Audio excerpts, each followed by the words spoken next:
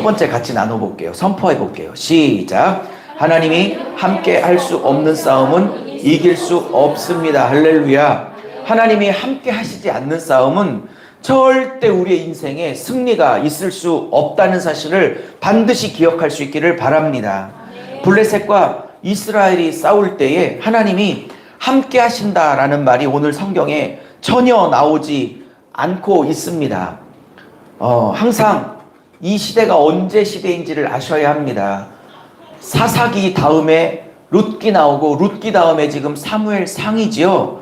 룻기는 이방 여인 룻이 구원받는 기록을 다루고 있기 때문에 잠깐 빼놓고 사사시대와 사무엘상을 바로 연결시키면 이 사무엘상 초반기는 사사시대 300년에 350년의 끝자락입니다.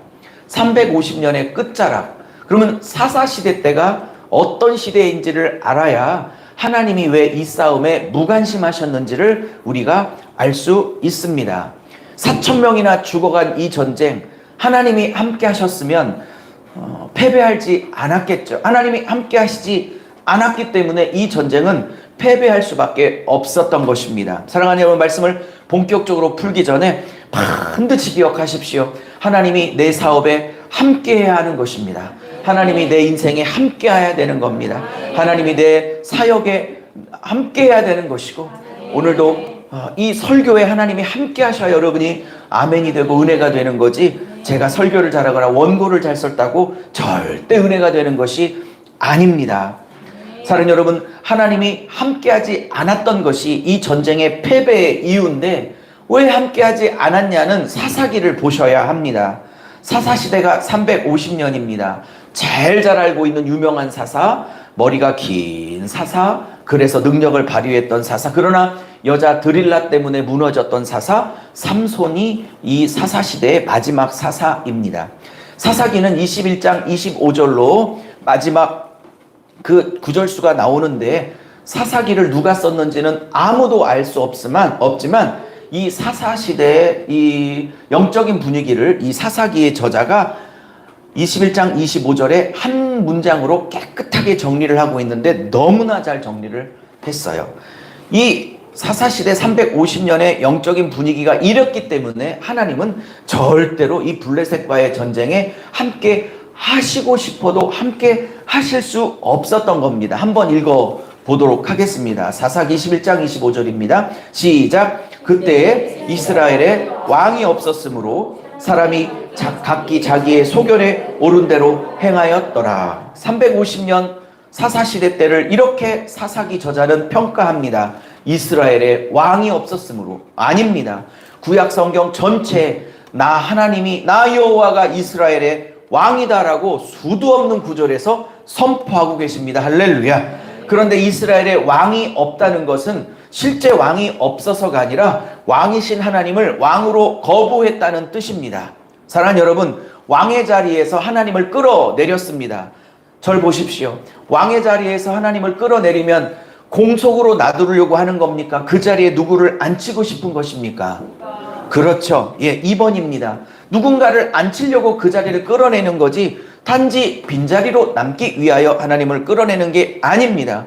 그러면 하나님을 끌어내리고 난 다음에 자기가 앉히고 싶은 진짜 왕을 거기에 앉힌 겁니다. 그게 사사시대입니다. 누구를 앉혔을까요? 성경은 이렇게 말합니다. 사람들 자기 자신을 앉혔다라고 말합니다. 그 말을 어떻게 말합니까? 각기 자기 기준대로 행하였더라. 각기 자기 생각대로 행하였더라. 각기 자기 가치관대로 행하였더라. 각기 자기의 소견대로 행하였더라. 여러분, 사사기는 350년에 끝나고 있습니다. 그러나 우리 삶 안에는 여전히 350년의 사사시대가 반복되고 있는지도 모르겠습니다. 왕이신 하나님을 내 마음에 끌어내리고 내가 가짜 왕인 나의 자신이, 가짜 왕인 나의 생각이, 가짜 왕인 내가 거기에 들어차 앉아 있다면 나는 지금 사사시대를 살아내고 있는 겁니다. 이 사사시대는 하나님이 절대로 축복할래야 축복을 할 수 없는 시대입니다.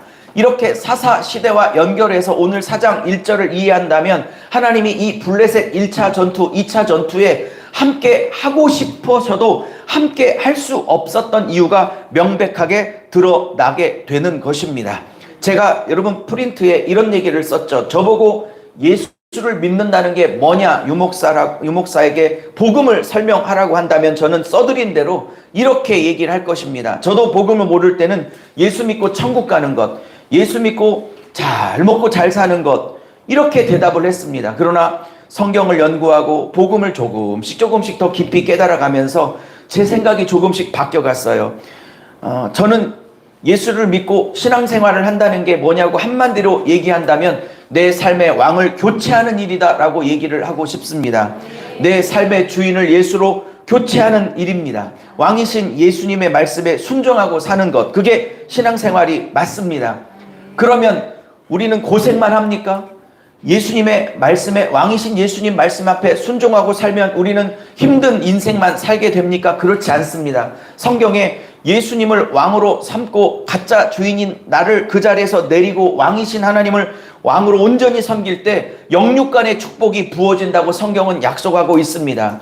예수님을 왕으로 교체하는 삶이 버겁고 힘들고 고생스럽고 십자가의 길이라고 속이는 사단의 생각을 거부하십시오. 왕이신 하나님을 섬기는 일은 오히려 축복된 일이요, 영으로 복받는 일이요. 아멘 아멘 합시다. 영으로 복받는 일이요, 육으로 복받는 일이요, 경제적으로 복받는 일이요, 자녀가 축복받는 일입니다. 예수님을 왕으로 교체하자니 너무 말씀이 무겁다 힘들다라고 생각하지 마시고 절대 사단의 속임수입니다.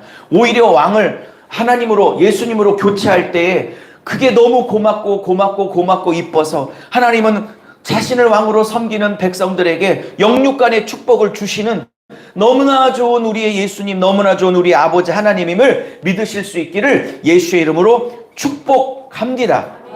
두 번째입니다. 지난주 12시 10분에 끝내지 못해서 제가 얼마나 혼냈는지 오늘 12시 10분에 꼭 끝내서 약속을 지켜야겠습니다. 자, 2번입니다. 시작. 하나님은 내 뜻을 위해 조정당하는 분이 아닙니다. 하나님은 내 뜻을 위해서 조정당하는 분이 아닙니다. 1차 전투에 대패를 했습니다. 4,000명이 죽어 나갔습니다. 그들이 하는 말 좀 보십시오. 제가 그대로 써왔는데, 여호와께서 우리로 블레셋에게 패하게 하셨다. 반은 진리고 반은 진리가 아닙니다. 사실 하나님이 패하게 하신 게 아니라 패할 수밖에 없도록 그들이 350년을 잘못 살아낸 것입니다. 또 반쪽으로는 어쩌면 하나님이 이렇게 살고 있는 사람들에게 패하게 하셔서 정신 차리도록 하나님이 일시적인 패배를 허락해 주셨는지도 모르겠습니다. 어쨌든 그 원인이 나왔으면 처방을 제대로 내려야죠. 그렇죠? 백성들의 처방은 무엇입니까? 이래야만 했습니다. 하나님, 우리가 350년 동안 진정한 왕이신 하나님을 제끼고 내가 왕 되어서 내 생각대로 살았습니다. 용서해 주시고 이제 왕이신 하나님을 모시고 하나님의 말씀대로 순종하며 살겠습니다라고 350년의 삶을 회개하고 돌이켰다면 하나님은 반드시 2차 전투에서 대승을 거두게 하셨을 거라고 저는 믿습니다. 근데 백성들의 처방을 보십시오. 하나님을 알지 못하니까, 자기들의 죄악을 알지 못하니까 그들의 처방은 하나님의 뜻과 전혀 관계없는 처방이, 대안이 나오기 시작합니다. 이렇게 백성들은 처방을 내렸습니다. 한 명도 이것을 제대로 볼 수 있는, 문제를 제대로 진단할 수 있는 사람이 없었다는 뜻입니다. 이렇게 말입니다. 여호와의 언약궤, 법궤죠. 앞장 세워 나가면 이길 수 있다라고 해서 그 당시 실로라는 도시에 있었던, 마을에 있었던 실로의 법궤를 지금 전쟁터에 모시고 나옵니다. 왜냐하면 그들에게는 과거 요단강을 가를 때에 하나님의 법궤가 앞장섰을 때 요단강이 갈라졌다는 기록을 그들은 알고 있습니다. 또한 과거에 여호수아가 여리고성을 칠 때에 하나님의 법궤가 여리고성을 13바퀴 돌 때에 그 법궤의 능력으로 인하여 여리고성이 무너졌다는 사실을 잘 알고 기록을 보고 알고 있었기 때문입니다. 그들은 여리고성, 요단강이라는 두 기적사건에 법궤가 앞장서면 승리를 했다는 것, 그거 하나만 부적처럼 믿고 이제 자기들의 삶을 회개할 생각 없이 하나님의 법궤를 앞장 세웁니다. 하나님은 조종당하지 않습니다. 하나님은 앞장섰던 법궤에 임재하지 않았고 2차 전투에는 오히려 4만 명이 죽어나가는 대패를 경험하게 됩니다. 그들이 잘못한 건 무엇입니까? 법궤를 앞장 세웠다는 게 잘못한 겁니까? 아닙니다. 잘한 것입니다. 그러나 회개 없는 법궤를 앞장 세우는 건 하나님의 뜻이 아닙니다. 350년의 삶, 하나님을 왕의 자리에서 밀어내고 지가 왕되고 있으면서 예배 드린다고 다 됩니까? 하나님을 왕의 자리에서 내버리고 자기 뜻대로 살아가면서 11조 바친다고 됩니까? 하나님의 왕되심을 부정하고 하나님의 주인 되심을 부정하고 40일 철야기도 한다고 됩니까? 안 됩니다. 하나님이 원하는 건 40일 철야기도 좋지만 아닙니다. 11조 잘하시고 계시지만 아닙니다. 예배 생활 잘하셨지만 그것도 아닙니다. 하나님이 원하시는 건 하나님을 다시 한번 하나님의 왕의 자리에 돌리는 것입니다. 하나님 원하시는 건 회개입니다. 요즘 교회가 부흥되려면 회개 전하고 하나님을 왕되심을 인정하라고 이런 메시지를 전하면 사람들이 부담스러워해서 교회 부흥엔 도움이 안 된다고 제가 전국 9개 도시를 돌아다녔습니다. 5주 동안 돌아다니느라고 아주 행복했지만 아주 피곤해서 살겠더라고요. 너무 큰 은혜가 있었고 9도시마다 다 은혜가 있었습니다. 목사님들이 너무나 좋아하셨습니다. 그러나 그 중에 어떤 목사님들은 고민이 깊었습니다.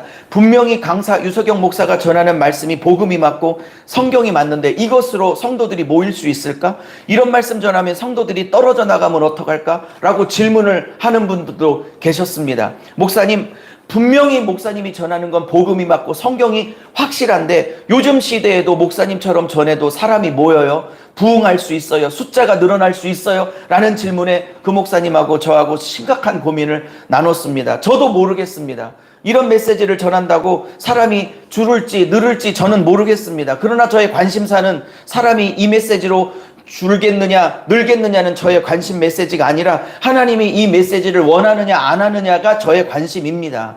숫자가 늘고 안 늘고는 저의 소관도 아니고 저의 능력밖에도 아닙니다. 여러분, 설교를 기가 막히게 잘한다고 만명교인 되는 것도 아니고 설교를 못한다고 10명 교인의 담임 목사가 되는 거 아닙니다. 설교 정말 우리가 봐도 영 아닌데 10,000명, 20,000명 성도 누리고 있는 목사님도 계시고 참 설교 잘하고 너무 인격적이고 정말 능력도 있는 분인데도 아직 지하실을 못 번하고 계시는 목사님도 계십니다. 이것은 목사의 능력이 아니라 그냥 하나님의 주권이라고 저는 생각합니다.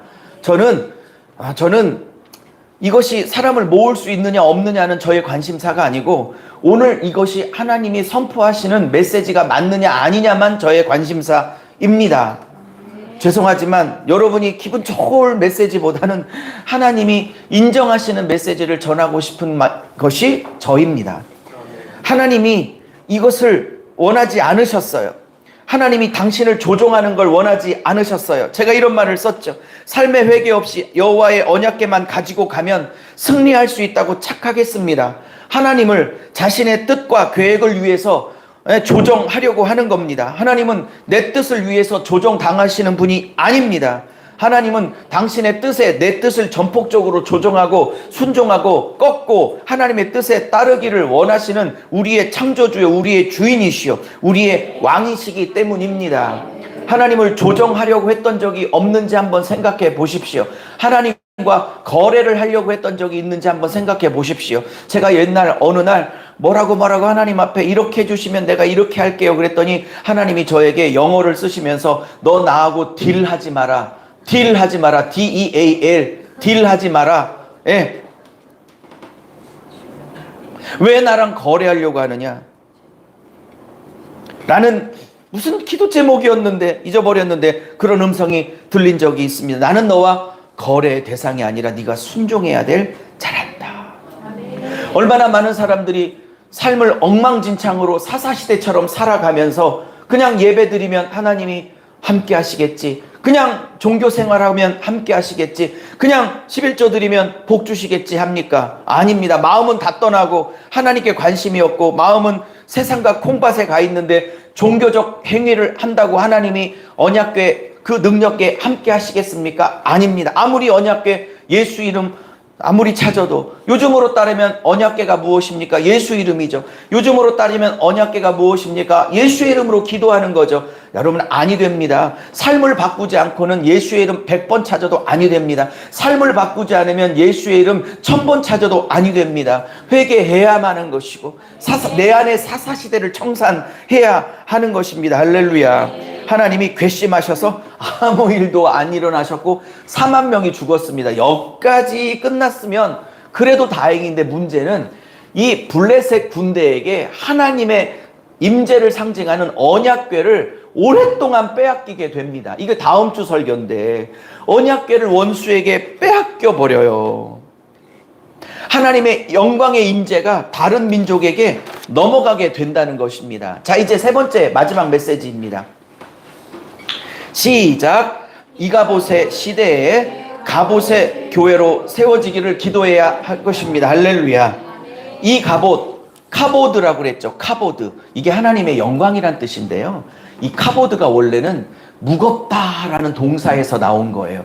가끔 능력 많은 목사님에게 안수받을 때 가끔 이렇게 쓰러지는 경우가 가끔 있죠. 그걸 너무 이상하게 보지는 마십시오. 하나님의 영광이 그 목사님의 손을 통해서 안수하여 나올 때에 원래 이 카보드란 말이 무겁다라는 뜻을 갖고 있기 때문에 가끔 저도 옛날에 안수할 때 그렇게 쓰러지는 일들이 있었습니다. 자주는 없었어도, 그러나 그것이 꼭 그렇게 나쁘게 볼 문제만은 아닙니다. 어쨌든 이것은 무겁다라는 뜻을 갖고 있어요. 하나님의 영광이 임재하면 무거운 그 하나님의 영광이 임재합니다. 근데 이 앞에 이라는 부사가 붙어갖고 떠나다, 아니다 라는 뜻을 갖고 있어요.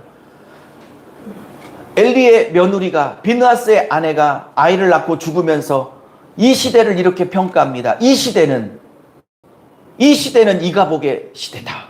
이 카보드의 시대다. 카보드의 시대가 아니라 이 카보드의 시대다. 하나님의 영광이 떠난 시대다. 하나님의 능력이 떠난 시대다. 하나님의 임재가 떠난 시대다. 하나님의 함께하심이 떠난 시대다라고 탄식하며 죽었습니다. 이 아이가 점점 자라면서 사람들은 이 아이들을 이카봇 불렀겠죠.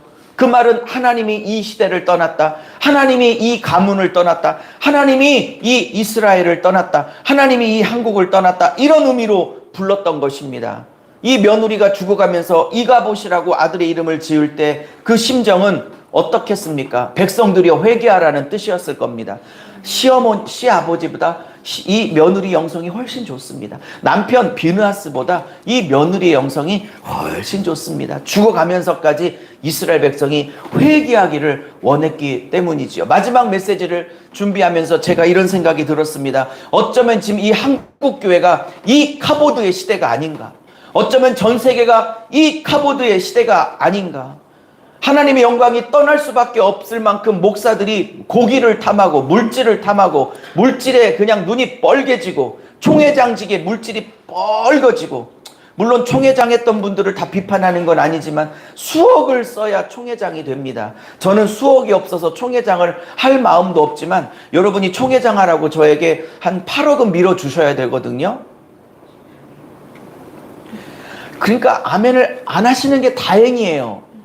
왜냐면 밀어줄 8억도 없지만 밀어줄 필요도 없습니다. 정치할 생각 1도 없고, 그 8억을 여러분이 저에게 준다면 죄다 북한 갖다 주든지, 아프리카의 목회자 호텔에 모셔서 한 1000명 정도 한 2주인 성경 66권을 가리키는데 8억을 쓸지언정 저에게 8억 주면 총회장 될 일 없고, 그리고 총회장은 한 2000명 3000명은 넘어야 교세가 갈 수 있지. 우리처럼 작은 교회엔 총회장 나갔다 그러면 저는 웃음거리가 될 것입니다. 목사들은 물질을 탐하죠. 음란을 탐하죠. 명예를 탐하죠. 전 세계, 아니 한국 교회만 봐도 이미 하나님의 영광이 떠날 수밖에 없는 시대가 되었습니다. 제가 마지막 메시지를 어떻게 정했습니까? 주여, 이 카보드의 시대에 하나님의 영광을 돌이킬 수 있는 가봇의 교회로 사용하여 주시옵소서. 카보드에서 이자만 떼, 부사, 이라는 부정부사만 떼고 카보드를 쓰면 영광이 돌아오다는 뜻이에요. 하나님, 이 카보드의 시대에 우리 세종 그나라 교회를, 유석영 목사를, 우리 사모님을, 우리 전도사님을, 우리 성도님들을, 우리 교회를, 우리 아이들을, 2,000원에 넘어간 우리 아이들을 갑옷의 도구로 사용하여 주시옵소서. 갑옷의 도구로 사용하여 주시옵소서. 마무리합니다. 3-3에 이런 말 썼네요. 신앙생활의 진짜 위기는 물질의 위기. 물론 힘들죠. 이런 말을 쓰면서도 쉽게 쓰지 않았습니다. 물질이 힘들 때 얼마나 힘드세요? 질병이 오셨을 때 얼마나 힘드세요? 사업이 이번 달 어려웠을 때 당장 다음 달이 걱정될 때 얼마나 힘드세요? 이런 말 쓸 때 쉽게 쓰지 않았습니다. 이 말을 쓸 때도 이것도 힘든 일이지 너무나 잘 알고 있습니다.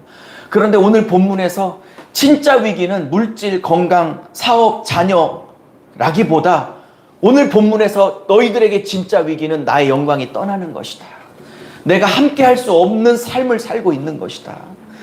정말 위기는 물질, 건강, 질병, 사업, 자녀가 아니라 이카보드라는 것을 알 수 있겠느냐. 너의 삶에 나의 영광의 임재, 카보드가 점점 사라지고 있지 않는지 점검하라. 때로는 물질이 어렵고 질병이 어렵고 자녀가 어렵고 사업이 어려워도 이 카보드가 아니라 카보드로 내가 함께하고 있다면 그것은 큰 문제가 되지 않을 것이라. 전 세계 목회자들이 여러분 이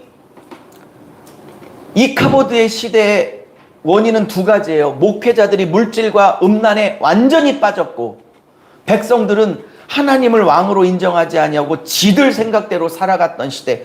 지도자나 영적 지도자나 성도들이나 다 하나님의 뜻과 거슬려 살고 있었던 이 카보드의 시대, 이 시대에서 하나님의 영광을 돌이킬 교회를 저는 찾고 있을 거라고 저는 믿습니다. 우리 교회가 이 카보드 시대에 떠날 수밖에 없는 하나님이 돌아올 수밖에 없는 그 갑옷의 교회로 사용받기를 축복합니다. 하나님이 떠날 수밖에 없는 카보드, 이 카보드의 시대에 하나님이 돌아올 수밖에 없도록 만드는 갑옷의 교회. 그렇게 되려면 어떻게 해야 될까요? 마지막 문구에 제가 이런 말 썼죠. 떠나가 버린 하나님, 떠나가 버린 게 아니라 떠날 수밖에 없는 하나님을 돌아올 수밖에 없도록 만들려면 이 갑옷에서 갑옷으로 만들려면 딱 두 가지가 필요해요. 철저한 회개와 그리고 사사시대를 영적으로 완전히 엎어버릴 수 있는 영적인 충격. 그것은 하나님을 왕으로 모시고 그리고 하나님의 말씀에 구체적으로 순종하는 삶. 이것이 사사시대의 영적 어둠을 완전히 역전시킬 수 있는 두 가지 능력의 도구가 될 것입니다. 사랑하는 여러분, 우리 교회에 예배 때마다 카보드의 임재가 있기를 축복합니다. 하나님의 영광이 무겁게 임하는, 우리 새별 집사님 노래 참 잘하죠. 노래만 잘하는 게 아니라 카보드의 기름 부음이 임해서 듣는 자들마다 이렇게 마음이 싹 만져지고 하나님이 느껴지는. 오늘 제가 뒤에서 원래 노래 잘하지만 오늘 보혈 찬송을 하는데 오늘은 목소리에, 새별 집사님 목소리에 기름 부으심이 오늘은 좀 평소보다는 좀 다르게 임한다, 이런 생각이. 어제 우리가 12시까지 막 기도했는데 그런 영향 때문에 그랬는지, 우리 예의자매 반주에도 하나님의 카보드의 기름 부으심이, 우리 전도사님의 순서에도 카보드의 기름 부으심이, 저의 설교에도 카보드의 기름 부으심이, 여러분의 사업에도 카보드의 기름 부으심이, 여러분의 그 자녀의 공부에도 카보드의 기름 부으심이, 물질에도 카보드의 기름 부으심이, 우리 목사님 두 분에게도 안수하실 때 카보드의 기름 부으심이 넘쳐서 하나님이 우리 교회를 사용하시고 축복하시는 놀라운 역사 있기를 바랍니다.